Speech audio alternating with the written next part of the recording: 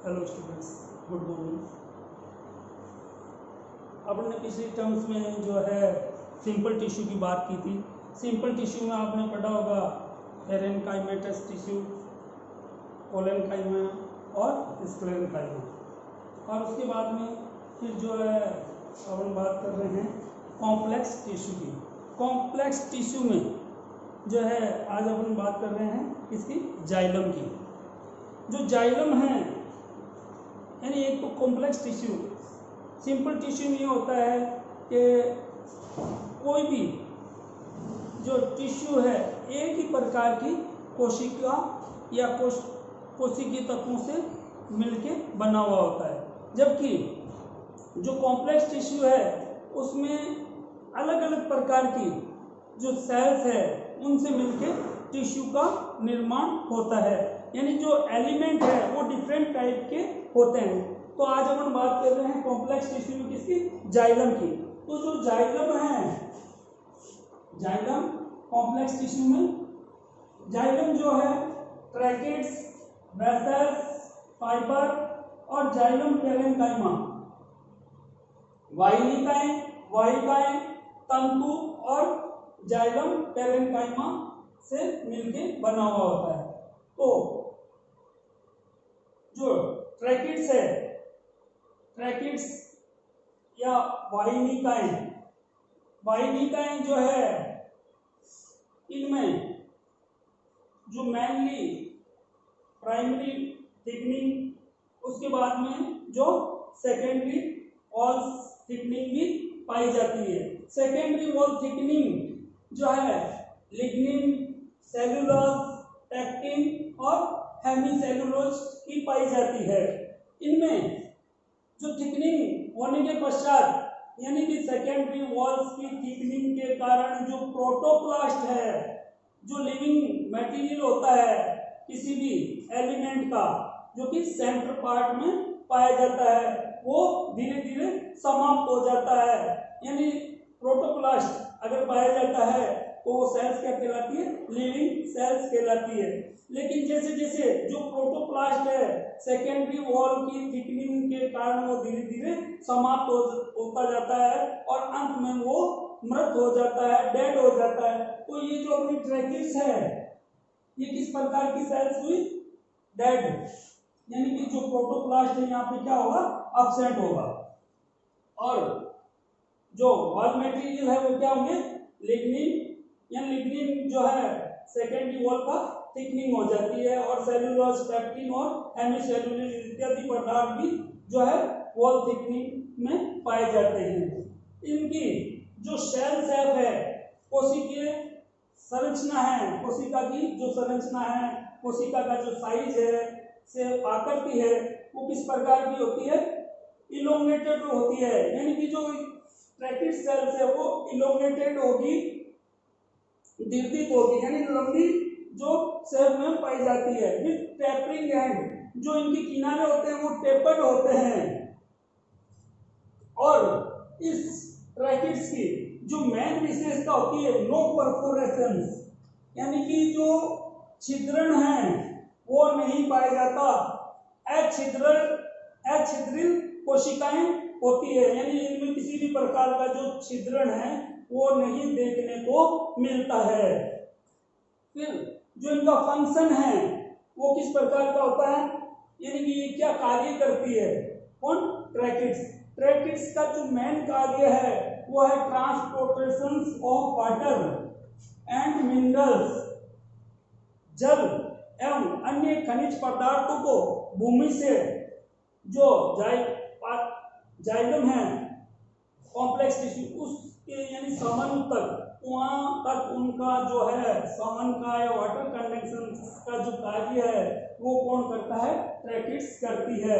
इसके अलावा also provide support, यानी मैकेनिकल जो सपोर्ट का कार्य है वो भी ये प्रदान करती है, प्रोवाइड करती है, कौन, ट्रैकिड्स। इसका डिस्ट्रीब्यूशन, जो ट्रैकिड्स का डिस्ट्रीब्यूशन है मेनली कहाँ पाया जाता है, वैस्कुलर सिस्टम में देखने को मिलता है, वैस्कुलर सिस्टम। फिर जो अपन बात करें वेसल्स की, वेसल्स जो है डेड सेल्स होती है। और मेनली डेड इसलिए क्योंकि जो प्रोटोप्लास्ट है वो धीरे धीरे लुप्त होता जाता है और अंत में ये, और लुप्त कैसे होगा, क्योंकि जो मेनली लिग्निन, सेलुलोज, पैक्टिन और हेमीसेलुलोज का डिपोजिशन होने से, सेकेंडरी वॉल थिकनिंग होने के कारण जो है ये प्रोटोप्लास्ट है वो धीरे धीरे लुप्त हो जाएगा और अंत में ये डेड हो जाता है, मृत हो जाता है। फिर यहाँ पर जो सेल सेफ है, यहाँ पे भी जो है लॉन्ग इलोंगेटेड सेल्स पाई जाती है, लॉन्ग इलोंगेटेड और ब्रॉडर देन ट्रैकिड्स, यानी कि इनमें और ट्रैकिड्स में, ट्रैकिड्स और वेसल्स में सब क्या अंतर होता है कि यहाँ जो वेसल्स की जो सेल्स है इन ट्रैकिड्स की सेल से अधिक चौड़ी पाई जाती है, यानी कि इनकी जो ब्रॉडर थिकनेस, जो चौड़ाई है वो इनकी अपेक्षा अधिक पाई जाती है, इनकी अपेक्षा, इन ट्रैकिड्स की अपेक्षा वेसल्स की जो चौड़ाई अधिक पाई जाती है। और दूसरी विशेषता इनमें अंतर, जो परफोरेशंस इन द एंड वॉल्स, छिद्रण जो है पाया जाता है, छिद्रण कहाँ पाया जाता है, इन वेसल सेल्स में छिद्रित जो कोशिका के जो किनारे होते हैं वहां पे छिद्रण पाया जाता है। और ये छिद्रण किस प्रकार के होंगे, सिंपल, सिंगल और मल्टीपल, या तो सिंगल प्रकार का, सरल प्रकार का छिद्रण पाया जाता है या बहुत अधिक छिद्रित पाई जाती है जिसको कि मल्टीपल परफोरेशंस कहा जाता है। फिर जो इनका फंक्शन है, फंक्शन ये भी जो है transport of water and minerals, जल एवं खनिज पदार्थों का संचरण का कार्य करती है। इसके अलावा जो है मैकेनिकल सपोर्ट भी प्रोवाइड करती है, टिश्यू को मैकेनिकल सपोर्ट का कार्य भी करती है। इनका डिस्ट्रीब्यूशन भी जो है कहाँ पाया जाता है, वेस्कुलर सिस्टम में पाया जाता है। तो मेनली जो अपन बात करते हैं ट्रैकिड्स और वेसल्स, ट्रैकिड्स जो है अछिद्रित प्रकार की कोशिकाएं होती है, जबकि ये जो वेसल्स है छिद्रित प्रकार की कोशिकाएं होती है। फिर फाइबर्स, फाइबर्स जो है ये भी डेड, यानी कि लिविंग और डेड, तो यहाँ पे भी क्या है, लिग्निन का डिपोजिशन होने के कारण जो प्रोटोप्लास्ट है वो धीरे धीरे संकीर्ण होकर फिर लुप्त हो जाता है, और लुप्त होने के कारण ये भी क्या होती, डेड प्रकार की सेल्स होती है। और डिपोजिशन किनका पाया जाता है, मेनली लिग्निन वॉल्स का इसमें थिक डिपोजिशन होता है, और यूजुअली थिकर देन ट्रैकिड्स, ये जो है इनमें ट्रैकिड्स की अपेक्षा जो है थिकनिंग सेकेंडरी वॉल्स की अधिक होती है। इनकी जो सेल सेफ है इलोंगेटेड होगी, और पिट कैविटी स्मॉलर देन ट्रैकिड्स, जो पिट कैविटी है वो ट्रैकिड्स की अपेक्षा कम होती है, और सेल वेसल्स जो है उस वुड के भी समान पाई जाती है।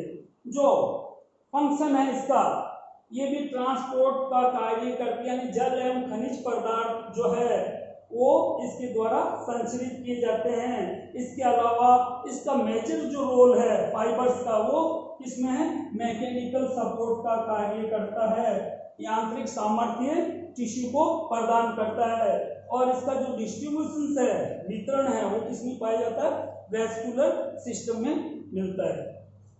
फिर अपन बात करते हैं अंत में जो जाइलम तत्वों में जाइलम पैरेन्काइमा। जाइलम पैरेन्काइमा जो है ये भी लिविंग प्रकार की, यानी कि अब तक अपन जो पढ़ रहे थे, अब तक अपन ने जो स्टडी की जिन पॉइंट पे ट्रैकिड्स, वेसल्स और फाइबर, ये तीनों ही क्या है, जाइलम, वेसल्स और फाइबर्स, इनमें प्रोटोप्लास्ट लुप्त हो जाता है धीरे धीरे सेकेंडरी वॉल की थिकनिंग के कारण। लिग्निन इत्यादि पदार्थों के डिपोजिशन के कारण। जबकि जाइलम पेरेन्काइमा में जो प्रोटोप्लास्ट है वो जीवित रहता है, यानी प्रोटोप्लास्ट पाया जाता है। प्रोटोप्लास्ट सेंट्रल भाग में पाए जाने के कारण, क्योंकि यहाँ पे थिन वॉल पाई जाती है, डिपोजिशन होता है मेनली, लेकिन वो कम होता है। और मेनली जो डिपोजिशन है वो किसका मिलता है, सेलुलोज पदार्थों का मिलता है। और कुछ पार्ट में जो है सेकेंडरी थिकनिंग भी देखने को यहाँ मिलती है। इनकी जो सेल शेप है वो अपराइट या यानी सीधी और प्रोक्यूम्बेंट टाइप की होती है। फिर जो इनका फंक्शन है, फंक्शन ट्रांसपोर्ट का कार्य करती है, जो पदार्थ है जल एवं खनिज पदार्थों का ट्रांसपोर्ट का कार्य करती है। इसके अलावा इसका दूसरा जो मेजर फंक्शन है वो क्या है, स्टोरेज का। स्टोर, क्योंकि इसमें जो है स्टार्च, ऑयल और एर्गेस्टिक सब्सटेंस होते हैं अजैव पदार्थ उनको भी ये संचित करती है, यानी स्टार्च और ऑयल्स और अजैव पदार्थों का संचय करती है। तो ये जो है इनका फंक्शन क्या होगा, स्टोरेज का कार्य ये करती है। कौन, जाइलम पेरेन्काइमा। और इनका डिस्ट्रीब्यूशन से वो वैस्कुलर रीजन में होता है। और इसके अलावा ये एक्जाइल और रे पेरेन्काइमा का निर्माण भी, फॉर्मेशन भी करती है। तो जाइलम आज अपन ने बात की कॉम्प्लेक्स टिश्यू की, और कॉम्प्लेक्स टिश्यू में जो है जाइलम की। और जाइलम जो है 4 तत्वों से मिलकर बना होता है, ट्रैकिड्स, वेसल्स, फाइबर और जाइलम पेरेन्काइमा। और इसका जो डिस्ट्रीब्यूशन है मेनली वैस्कुलर सिस्टम पार्ट में होता है। Okay, thank you.